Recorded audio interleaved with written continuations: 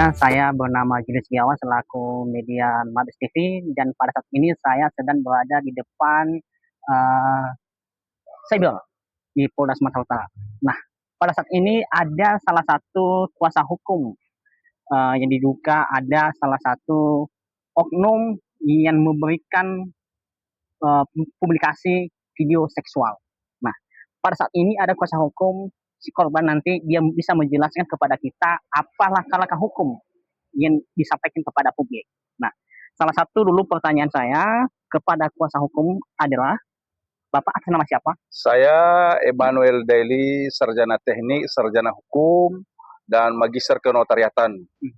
Bapak selaku kuasa hukum si korban. Ya, betul. Saya adalah penasihat hukum dari ibu atau saudari Zania Mendeva yang sudah mengalami korban. Nah, dasar apa Bapak datang ke sini untuk mendampingi kalian Bapak? Iya, saya datang di sini untuk mendampingi klien dalam arti melaporkan apa yang sudah dialami selama ini, di mana ada beredar video-video asusila yang dikaitkan dengan klien kami. Tentu kami akan mencari perlindungan hukum yang melalui laporan di Polda Sumut. Nah, ini lebih menarik. Ada salah satu pertanyaan saya nanti. Ini salah satu pertanyaan saya adalah, apa latar belakang hingga klien Anda memutuskan melaporkan perkara ini ke Polda Sumatera Utara? Ya, tentu ada latar belakangnya bahwa ada komunikasi klien kami terhadap suaminya sendiri yang diduga mengirimkan video ya asusila, dan ini akan mengancam juga akan disebarkan ke publik, viralkan. Nah, tentu ini menjadi ancaman ya bagi klien kita, ya, yang mana terganggu, ketakutan, trauma, dan tekanan psikologi ya yang mendalam terhadap kita. Ya, ya. Nah, bisa Bapak selaku kuasa hukum dapatkah Anda menjelaskan kronologi singkat dugaan ancaman yang dialami oleh klien Anda? Ya, itu sekitar ini 30 Mei ada WhatsApp chat daripada suaminya yang bernama Dr. Yudi Herlambang ya. Itu mengirimkan beberapa chat untuk warning kepada istrinya, padahal mereka ini sebenarnya sudah lama tidak cocok di dalam keluarga, tidak harmonis. Ya, bahkan ada proses-proses proses penceraian. Bahkan suaminya ini sudah pernah menyuruh kliennya untuk menjual aset atau harta gono gini berupa kendaraan mobil bekas dan juga kendaraan sepeda motor, dan uang itu sudah dikirim ke separohnya kepada Yudi ya, Pak Yudi Herlambang.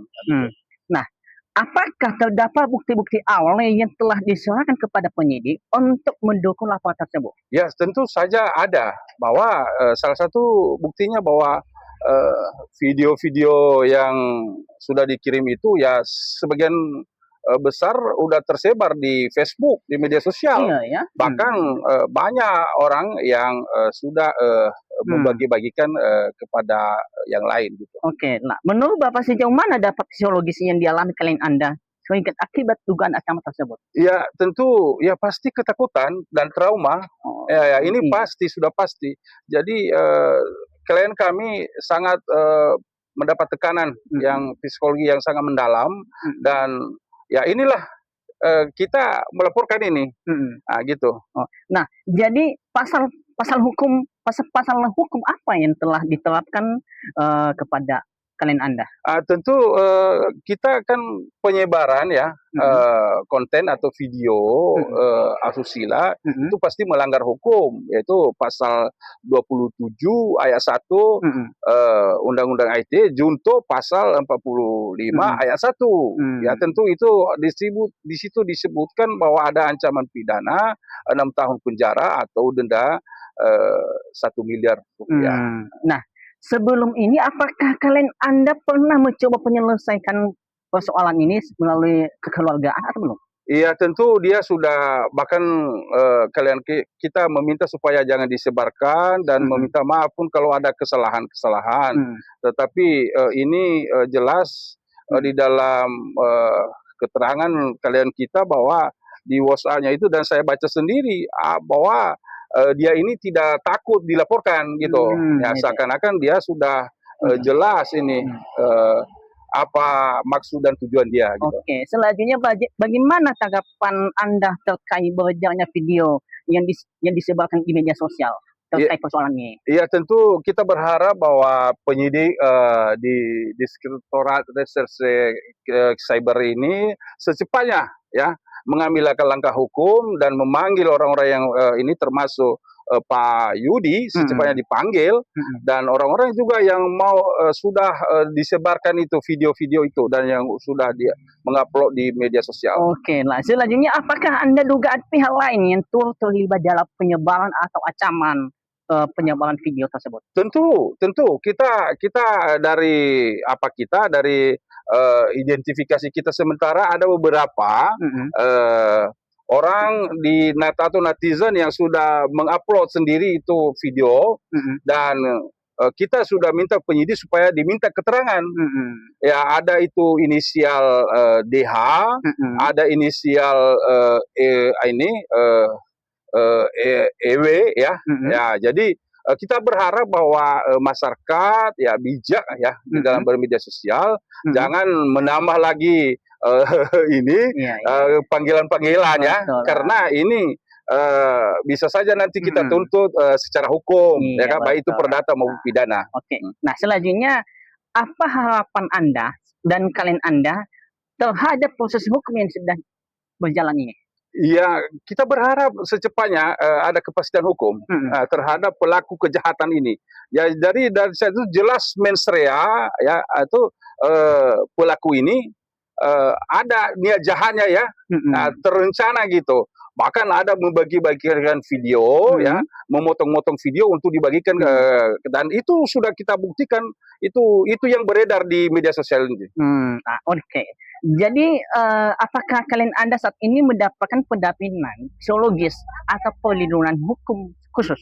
Iya, kita sendiri yang membantu ya sebagai penasihat hukum, dan klien kita juga sedang menempuh ya proses penceraian di pengadilan agama, dan dia juga ada penasihat hukum tersendiri untuk itu. Oke. Nah, selanjutnya Pak, pertanyaan selanjutnya, pesan apa yang ingin Anda sampaikan kepada publik dan kepada masyarakat agar tidak terpengaruh oleh informasi yang belum terverifikasi terkait persoalan ini?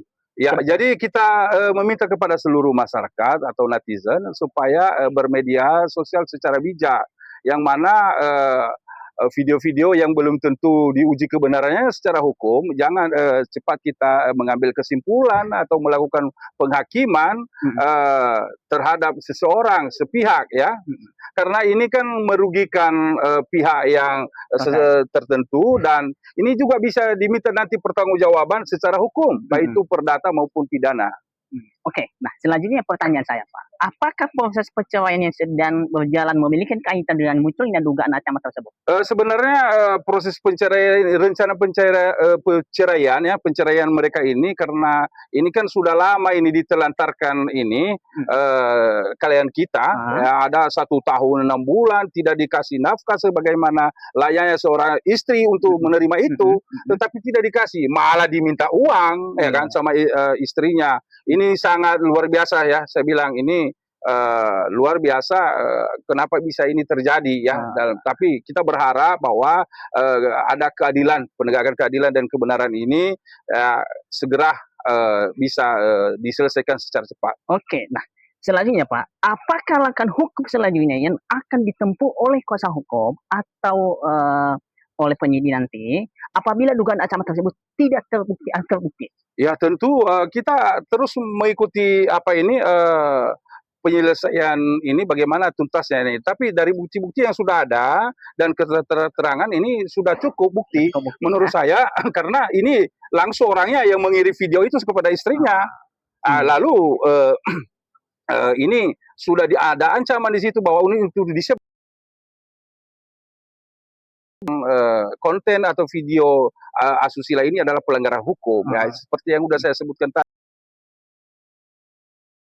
7 itu ayat 1 junto pasal 45 Undang-Undang IT gitu. Oke, Pak. Ini terakhir pertanyaan saya. Oke. Nah, apakah pihak terlapor sudah pernah memberikan klarifikasi atau tanggapan atas tuduhan yang dilaporkan oleh klien Anda kepada media sosial? Masih belum. Ini kan baru pertama ini diminta keterangan klien kita, dan ini mungkin rencana selanjutnya yang kita laporkan ini yang notabene suaminya. Nah, baik pemirsa dimanapun berada, pada si korban Minerva. Nah, jadi pada saat ini kami sudah melakukan wawancara, nanti biarlah nanti publik yang membaca mana yang sebenarnya, mana yang sebetulnya yang dilakukan oleh si pelaku. Ya, si pelaku. Nah, sekian yang saya sampaikan, sampai jumpa kembali. Oke, terima kasih, dan kami juga berharap bahwa dengan sudah ada wawancara ini, ada klarifikasi kepada publik, kami berharap bahwa tidak ada lagi yang mendistribusikan atau mentransmisikan atau memberikan kemudahan akses terhadap video-video yang belum tentu benar. Karena itu nanti kami sebagai kuasa hukum akan meminta pertanggungjawaban secara hukum, baik itu pidana maupun perdata. Ya, kami tidak kasih, ini peringatan hukum dari kami sebagai pengacara. Terima kasih.